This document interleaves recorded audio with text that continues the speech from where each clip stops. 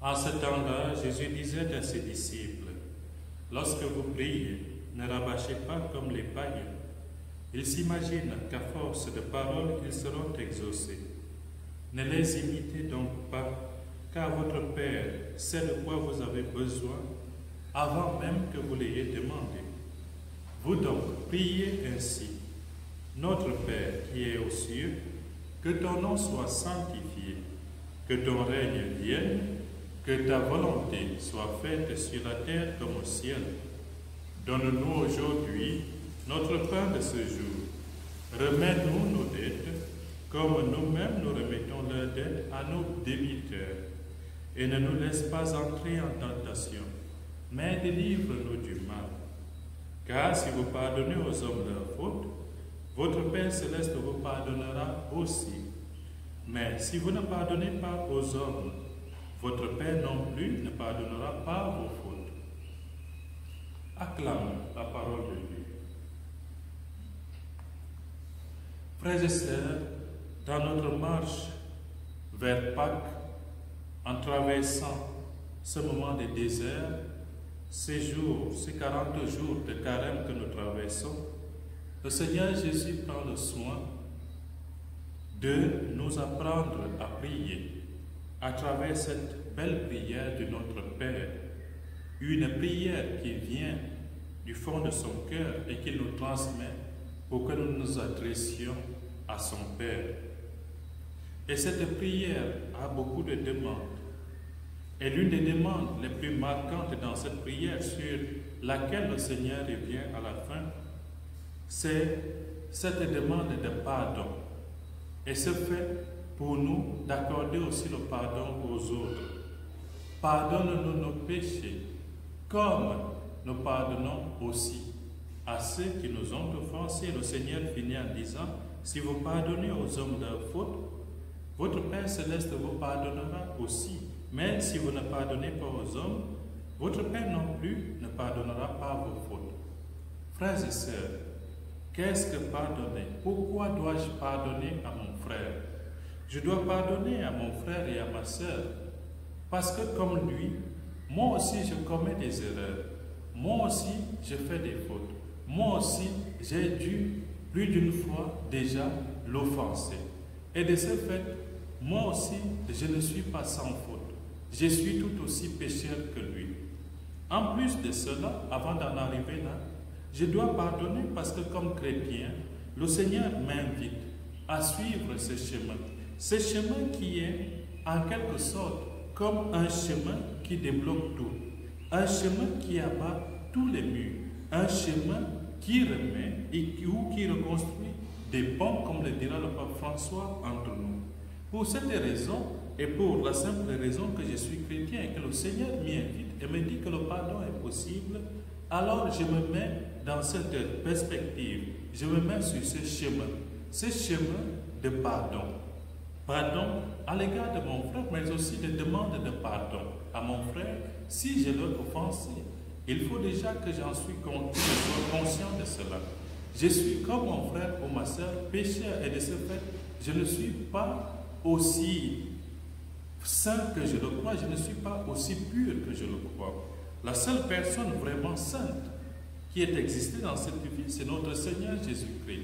Et notre Seigneur, connaissant notre état d'un pécheur, nous dit de passer par ce chemin pour que le Père qui est aux cieux aussi puisse jeter un regard de miséricorde sur nous. Que ce Père céleste puisse nous prendre dans sa grâce, nous accorder ses grâces en surabondance, qu'il puisse avoir un regard de miséricorde sur nous. Et donc, si je n'ai pas ce regard de miséricorde sur mon frère ou ma soeur, il me sera impossible de recevoir aussi ce regard de miséricorde de la part de mon Père qui est aux cieux. C'est pour cela que le Seigneur nous met sur ce chemin de demande de pardon, mais aussi un chemin qui consiste à accorder le pardon à l'autre.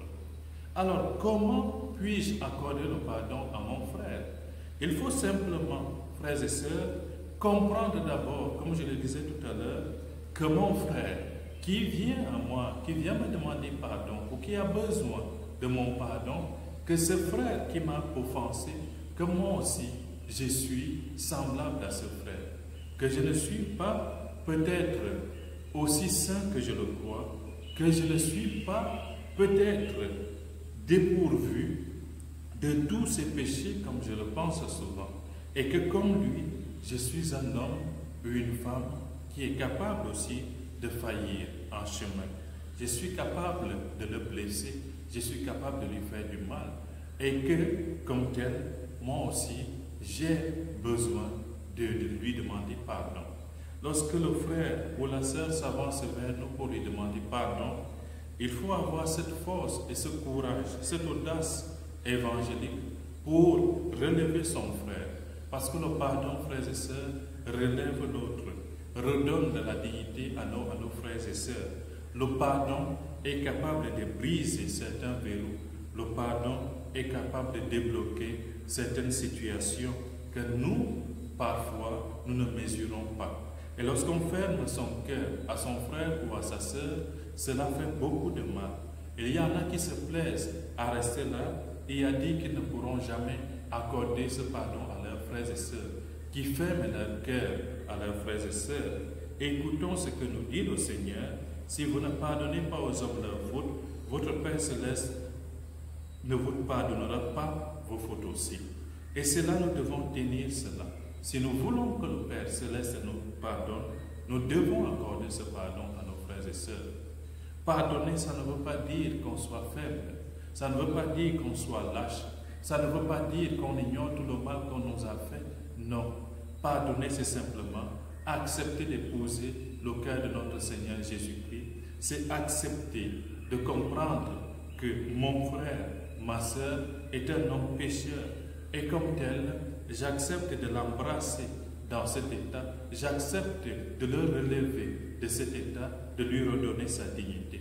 Comme lui aussi, il pourra un jour accepter de me relever, de me soulever de la poussière dans laquelle je me retrouve parfois embourbé parce que je l'ai blessé ou parce que je lui ai causé du tort. Frères et sœurs, nous sommes tous de pauvres pécheurs et nous avons besoin les uns des autres que ce pardon nous soit accordé, soit de nos frères et sœurs, soit alors de même nos ennemis parfois. Nous avons tous, chacun et chacune d'entre nous, besoin qu'un jour, un frère, une sœur nous dise « Mon frère, ma sœur, ce que tu m'as fait, cela m'a blessé certes, mais je te pardonne au nom de notre Seigneur Jésus-Christ. Je te pardonne par amour pour Dieu. Je te pardonne et je t'accepte tel que tu es. Tu restes mon frère, tu restes ma sœur, tu restes mon ami, tu restes mon époux, tu demeures mon épouse. » Ce pardon va plus loin, frères et sœurs. Il commence dans nos familles et s'étend tout au long de la société. Et avec le pardon, nous sommes capables d'abattre non seulement les murs de la haine, de l'orgueil, de l'égoïsme et de l'individualisme qui tendent à gagner notre monde aujourd'hui. Nous sommes capables de construire les ponts. Il faut donc choisir, pendant ce temps de carême, de construire les ponts de la justice, les ponts de la paix, les ponts de la joie, au lieu plutôt de casser ces ponts pour établir les murs de la haine, les murs de la division, les murs du manque de pardon au sein de notre société, au sein de nos familles. Frères et sœurs, que ce temps de carême soit aussi pour nous un temps où nous décidons, nous choisissons d'accorder le pardon à nos frères et sœurs qui en ont besoin. Un temps aussi où nous choisissons d'aller auprès de nos frères et sœurs que nous avons offensés et auprès desquels nous allons humblement demander pardon, qu'ils nous accordent ce pardon, car ce pardon libère nos cœurs de l'homme. Ce pardon nous rend libres. Amen.